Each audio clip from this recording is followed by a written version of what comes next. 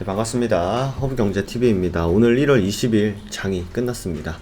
오늘 뭐 시장 보신 분들은 모두 아시겠지만 코스닥이 2.6%, 코스피는 상대적으로 좀 덜 강한 모습을 보였습니다만 0.7% 상승을 하면서 이게 지금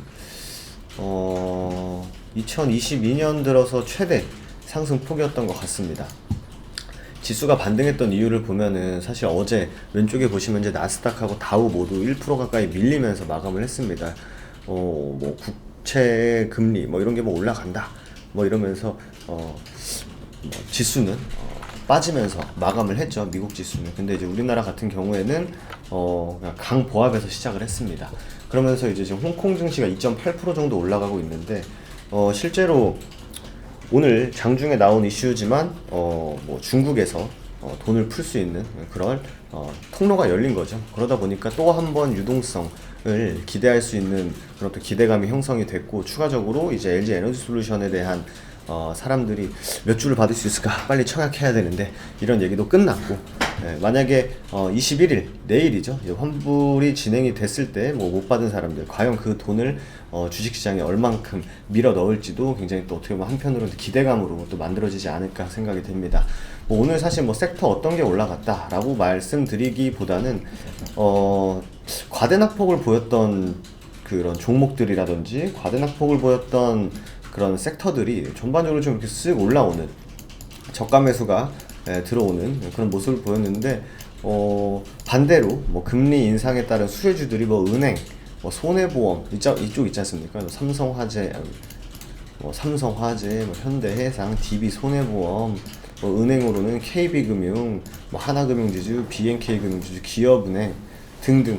그러니까 시장이 빠질 때 금리 인상할 것이다 라고 해가지고 수혜를 받는 금융주들은 하락을 한 반면에 그 외 섹터들은 대부분 좀 상승을 보여줬다 라고 보시면 될 것 같습니다. 그러다 보니까 뭔가 이렇게 급등하면서 시원시원하게 막 가자 라는 분위기보다는 전반적인 종목들이 다 이렇게 우웅하고 이렇게 올라오는 흐름을 보였습니다. 이게 사실 이제 오랜만에 이런 시장의 흐름이 나오다 보니까 그간 많이 힘들었죠. 2주 동안 많이 힘들고, 보상이 되진 않죠. 사실 이거가 지금 장난하는 것도 아니고, 이렇게 밀어놓고서 지금 이거 올라갔다고 지금 내가 여기서 좋아해야 되니? 그죠? 뭐 기술적인 반등이 나올 수 있었던 구간이기도 했고, 그리고 우리나라로 봤을 때는 LG 에너지 솔루션이 가져갔었던 그런 수급들을 다시 한번 이제 회복시켜 줄 수 있는 요인도 분명 있었을 것이고, 그리고 중국의 금리 인하로 인해서 또 한 번 유동성에 대한 기대감이 복합적으로 맞물리면서 시장에 좀 긍정적인 영향을 줬다라고 보시면 될 것 같습니다.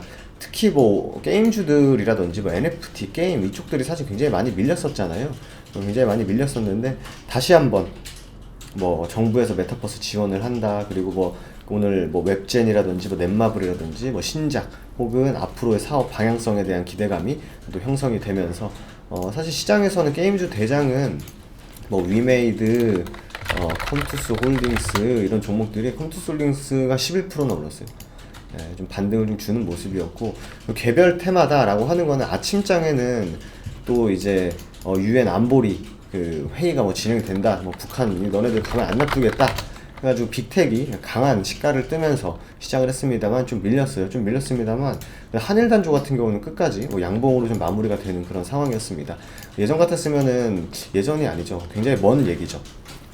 완전 옛날에는 북한 미사일 쏘면은 증시가 완전 꺼지고 그랬었는데, 이제는 북한이 미사일 쏘면 그건 그 테마대로 움직이고, 시장은 또 시장 테마, 시장 수급대로 움직이는 그런 모습을 좀 보이고 있습니다. 그만큼 내성이 많이 생긴 거고, 북한이 미사일 쏜다 혹은 뭐 북한이 뭐 굉장히 뭐 좋지 않은 행동을 한다 해서 시장에 미치는 영향은 굉장히 일시적이다 라고 봐주시면 될 것 같습니다.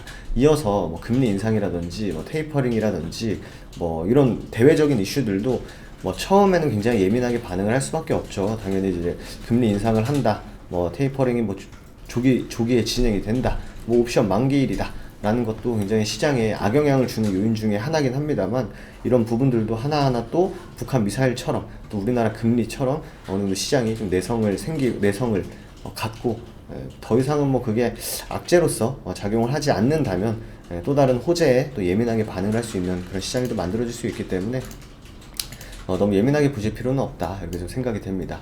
오늘 작년 10월 정도였죠. 작년 10월부터 만들어져 있던 요 정도의 박스권 구간에서 계속 빠지면 올라가고 빠지면 올라가고 빠졌더니 반등해주는 이런 박스권 장세가 이어지고 있고요.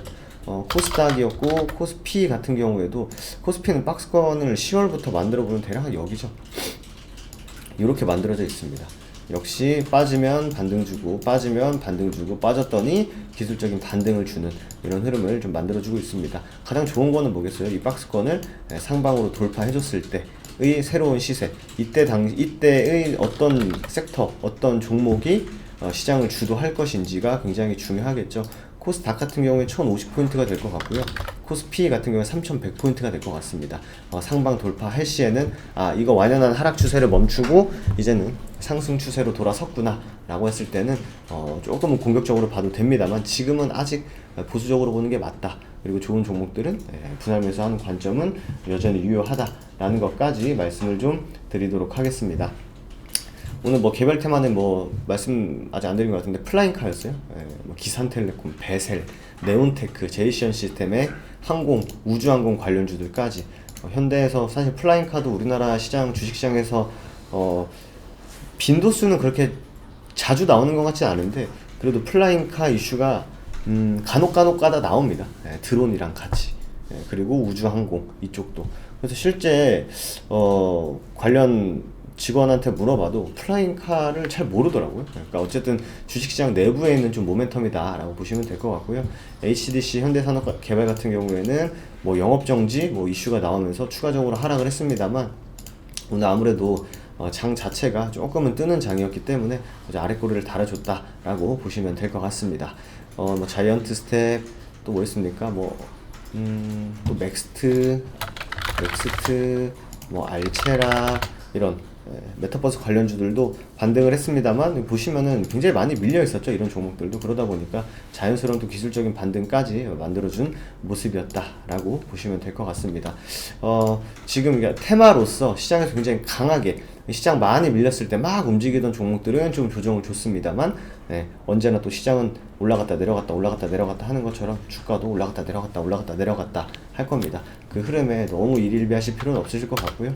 그래도 지금으로서는 박스권 하단에 위치한 상황에서 코스피 상단, 코스닥 상단의 돌파 기대감을 우리는 또 가지면서 또 2022년 1월 액땜했다 치고 이제 좀 좋은 시장이 좀 만들어지면 좋을 것 같습니다. 어쨌든 오늘 하루 오랜만에 좀 편안한 시장이었던 것 같은데요. 오늘 하루도 굉장히 수고 많으셨고 또 다음 허브리핑 시간에 인사드리도록 하겠습니다. 감사합니다.